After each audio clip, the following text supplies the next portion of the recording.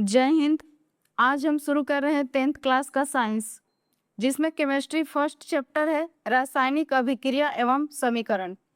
यदि आपको 10th class के केमिस्ट्री में कोई भी दिक्कत आती है तो वीडियो में लास्ट तक बने रहिएगा, आपको बिल्कुल समझ में आएगा और आपके क्वेश्चन के लिए, आपके एग्जाम के लिए सारे क्वेश्चन बनेंगे।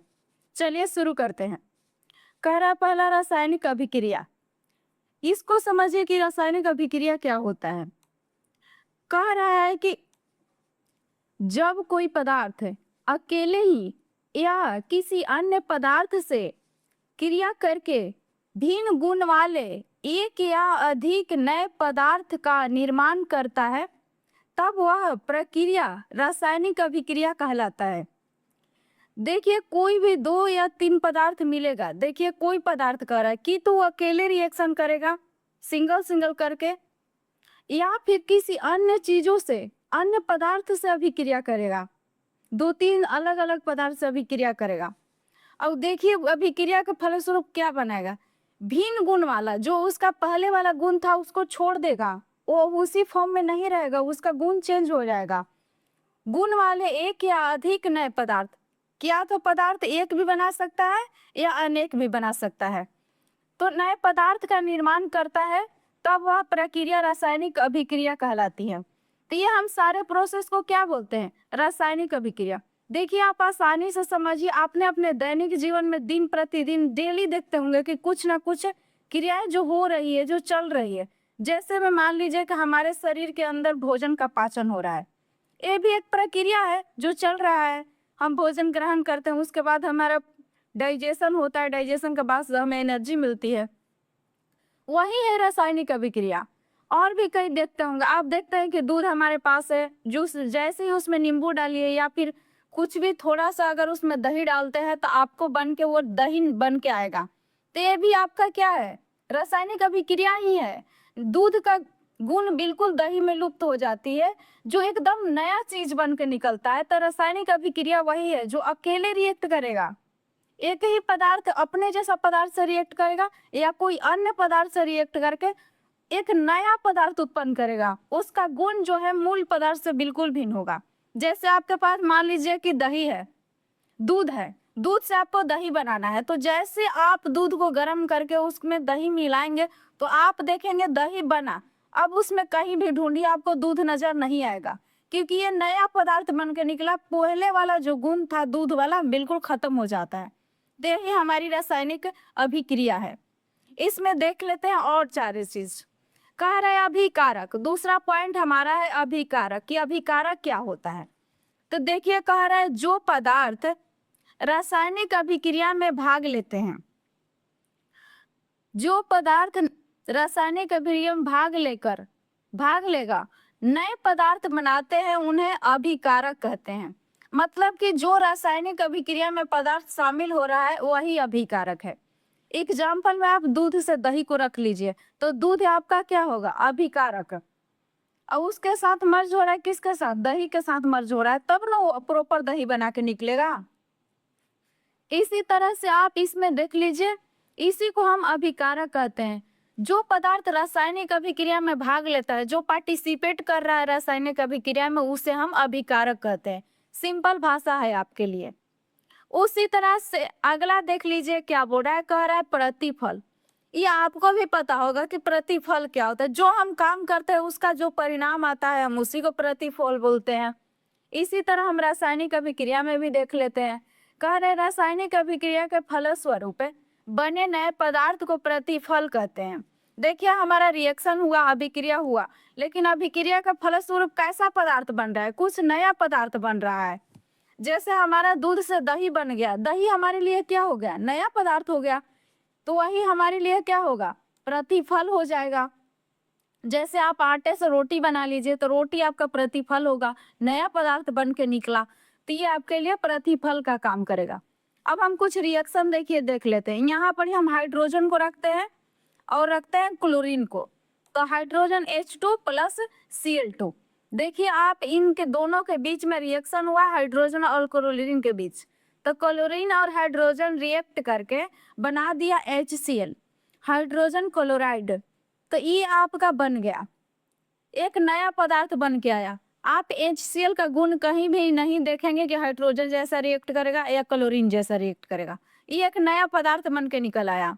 तो ये आपका क्या बना, HCl आपका प्रतिफल है, और जो H2 प्लस Cl2 आपको जो दिख रहा है ये आपके लिए हो जाएगा अभिकारक, क्योंकि ये दोनों ही भाग ले रहे हैं अभिक्रिया में। जो भाग लेगा उसी को हम अभिकारक कहेंगे, और जो प्राप्त हमें होगा उसी को हम प्रतिफल बोलेंगे।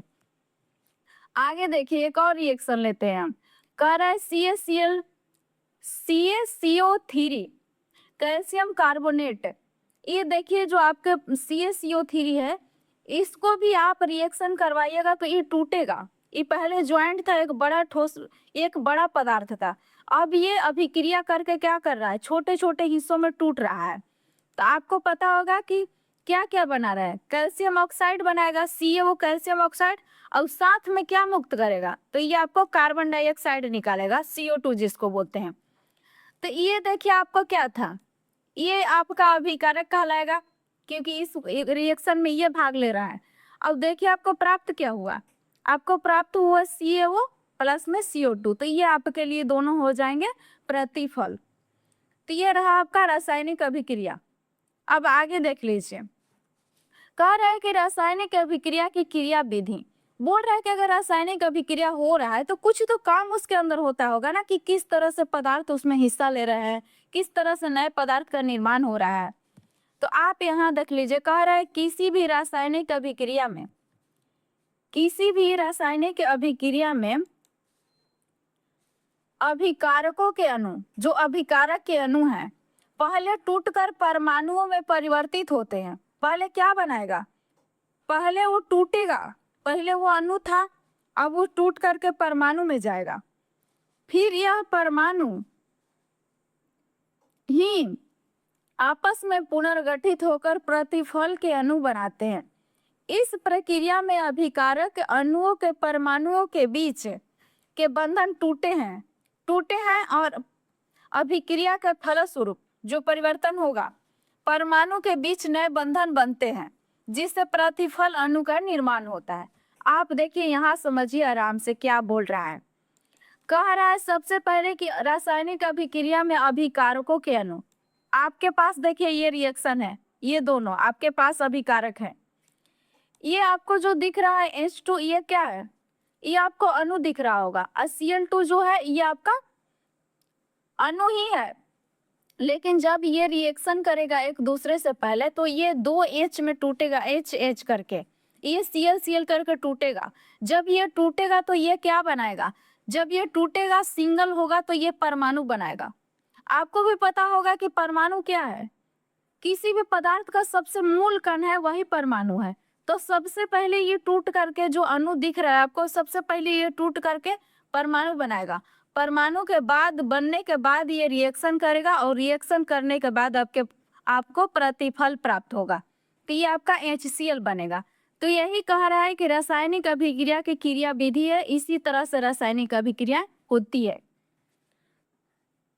आगे देखिए, कह रहा है कि रासायनिक अभिक्रिया की विशेषताएं।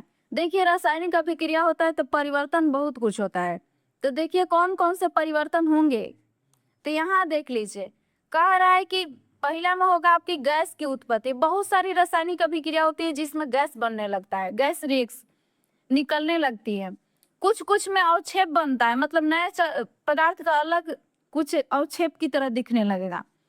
कोई में रंग परिवर्तन होगा, बिल्कुल कलर बदल जाएगा। किसी में ताप में वृद्धि होगा या फिर कम हो जाता है, तब ताप में परिवर्तन होगा। और कोई में अवस्था में परिवर्तन होता है, मतलब कि वो पहले सॉलिड था तो लिक्विड हो जाएगा, या लिक्विड था तो सॉलिड हो जाएगा, या फिर प्लाज्मा अवस्था में चला जाएगा। तो ये आपका रासायनिक अभिक्रिया की विशेषता है कि कौन कौन से क्रियाएं होगी अगर रासायनिक अभिक्रिया होता है तो ये सारे होंगे आपको। तो इसी तरह से आप देख लीजिए कि क्या क्या होता है। इसको हम अगला वीडियो में एकदम डिटेल से पढ़ेंगे कि इसको किस किस चीज को रिएक्शन कराएंगे तो कौन कौन सा चीजें उत्पन्न होगा। Thank you so much watching this video. अगर वीडियो पसंद आए तो लाइक शेयर जरूर करिएगा और चैनल को सब्सक्राइब करना मत भूलिएगा।